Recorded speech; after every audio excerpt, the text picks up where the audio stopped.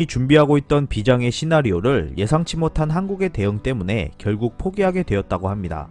이후 일본이 결국 따로 선택한 방법이 있다고 하는데요. 어떤 내용인지 알아보았습니다.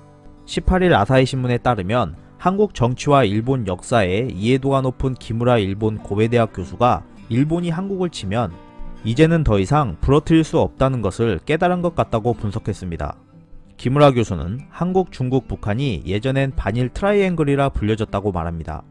하지만 중국은 일본이 공격하기엔 강해져서 중국을 향한 공격은 사라졌고, 북한은 일본이 치면 부러진다라는 예상과 다른 행동을 한다는 걸 깨달았다고 합니다.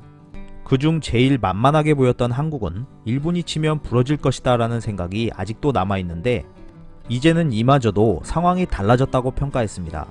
한국은 이제 세계 12위의 경제 대국이 되었고 G20의 일원으로 국방비와 구매력으로 환산한 1인당 GDP에서도 머지않아 일본을 추월할 것이라 평가했습니다. 한때 한국 대외 무역액의 40%를 일본이 차지했었던 시절도 있었지만 지금은 7% 전후밖에 되지 않는다고 전하면서 한국에게 일본의 존재감이 희미해진 지 오래되었다고 전했습니다. 기무라 교수는 올해 여름 일본에서 새로운 혐한 카드로 한국과 단교해라 라는 주장이 대두되었는데, 여기에는 기존에 생각하던 한국이 사과를 해온다, 일본이 재협상에 응해준다 라는 비장의 시나리오를 포기한 것이다 라고 평가했는데요.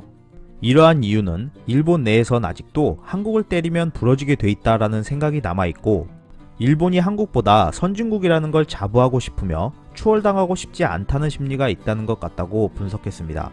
기무라 교수는 역사 문제를 둘러싼 대립도 한국에서만 끝나는 것이 아니라 대만과 필리핀, 베트남 등도 국력이 높아지면 일본의 권리를 주장해 올 것이다 라고 전하면서 한국과 해결에 실패하면 앞으로도 이러한 문제는 계속될 것이다 라고 전했습니다.